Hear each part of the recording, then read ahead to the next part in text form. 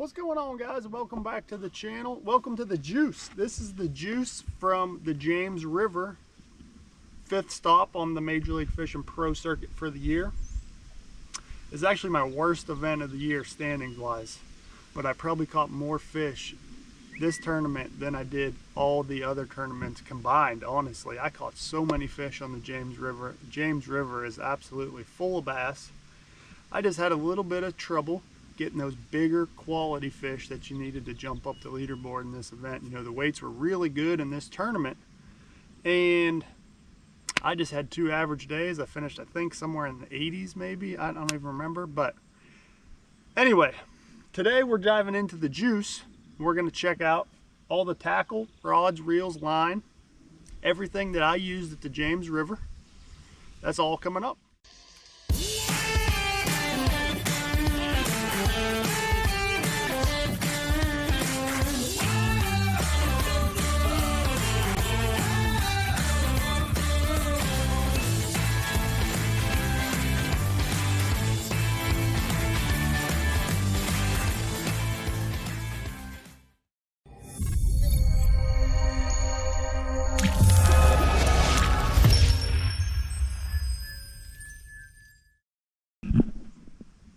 Alright guys, so the juice is presented by FishUSA. So if you're not familiar with FishUSA, they are a huge online tackle retailer. So they have all things fishing, not just bass fishing, all things fishing. So if you guys need any kind of tackle, do me a favor, head on over to fishusa.com.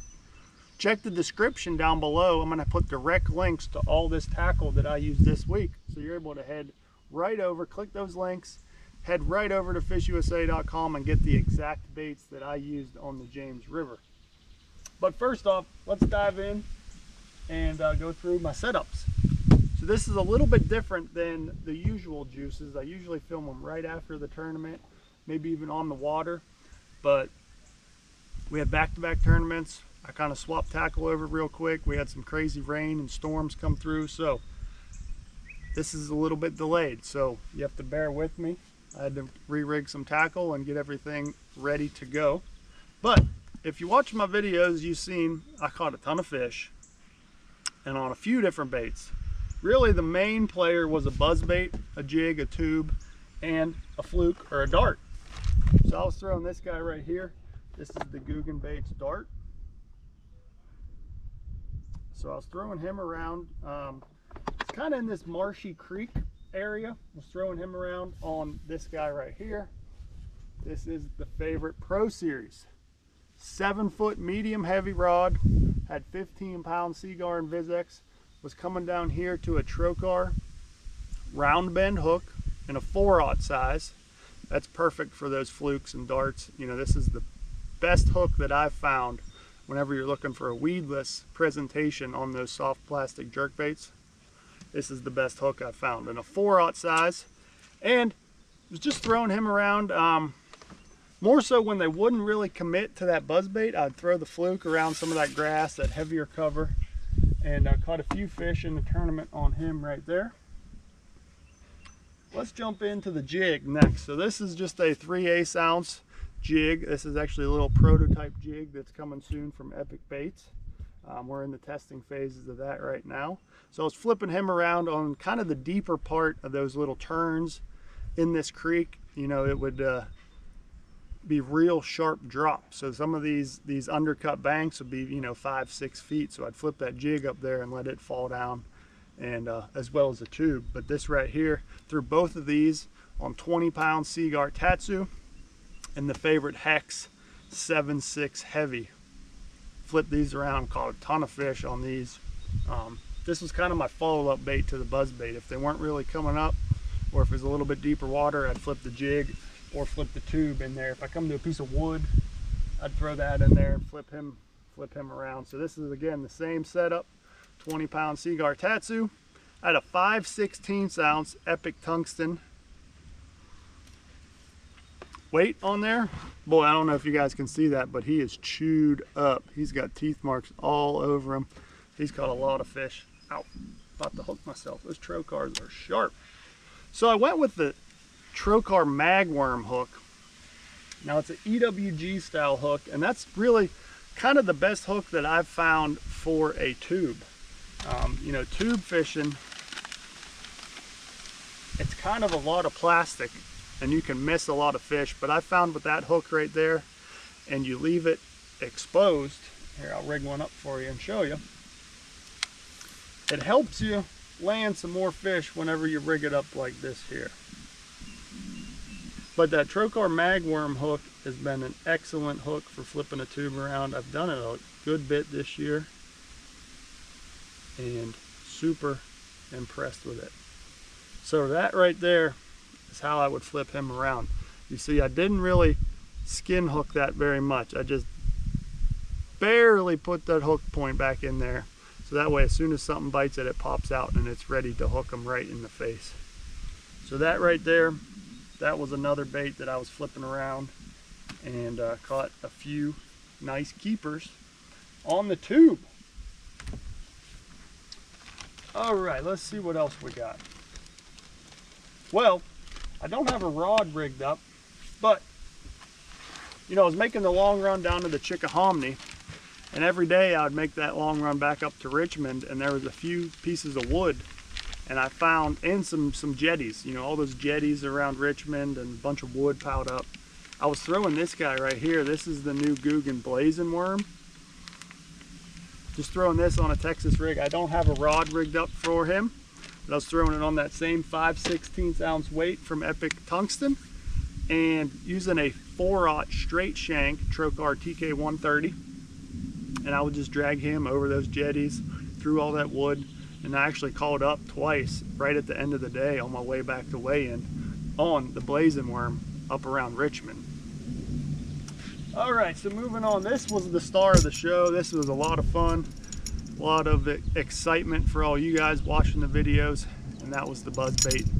Tons of explosions. I mean, look at the teeth marks on that buzzbait. It is tore up, chewed up, caught so many fish on a buzzbait. I can't remember the last time I've caught that many fish on a buzzbait.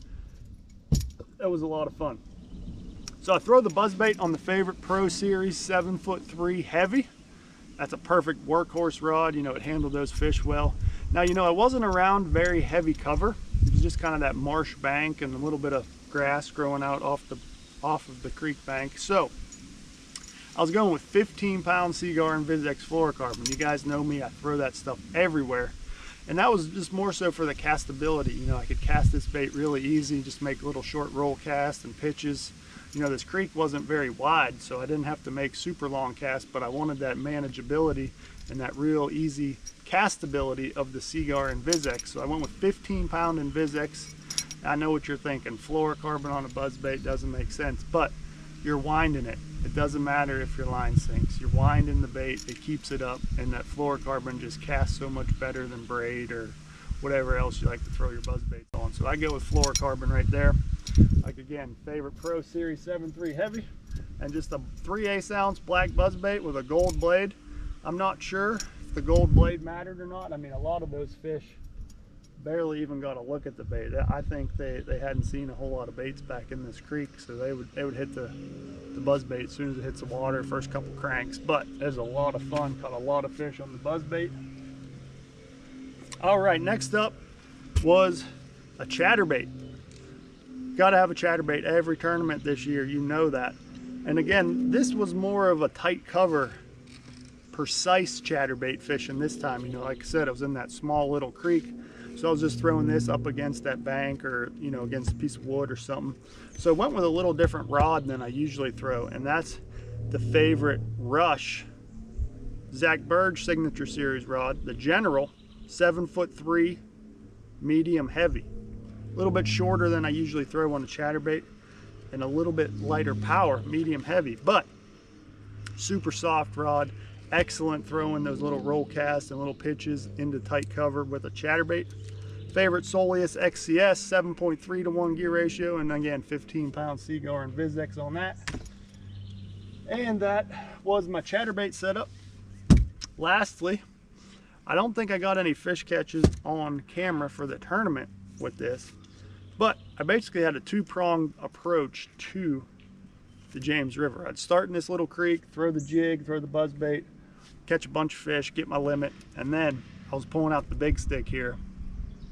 This is the favorite Rush General, Zach Burge's other rod, the 7.7 heavy.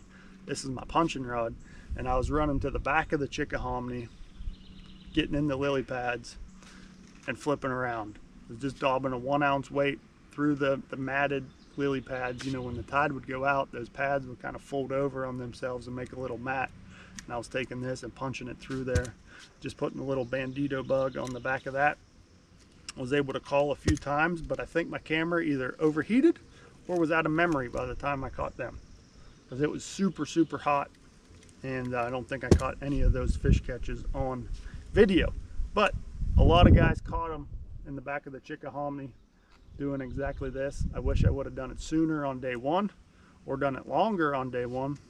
Could have changed the whole outlook on my tournament, but that is the setup I used there. Oh, real quick, we're using 50-pound Seagar Smackdown braid. This is a 1 ounce Epic Tungsten flipping weight, Trocar TK 130. 4/0 hook for that bandito bug is perfect. Favorite Soleus XCS 8.1-to-1 gears, ripping them out of the heavy cover. Well guys, that is it. That is all the juice from the James River tournament. Like I said, I wish I would have done a little bit better, but hey, moving on. The next stop is Potomac River for the Toyota series. After that, we're heading up north finally. We've got the Champlain Pro Circuit finale, the last tournament of the year for the Pro Circuit. We're sitting in 13th place in the standings right now, so we really need to jump up into that top 10 by the end of the year after Champlain.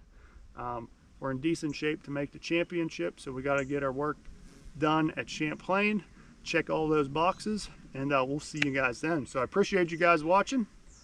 Check those links in the description below. Right to Fish USA for all this tackle. Stay tuned for more content coming as always, and we'll see you guys next time.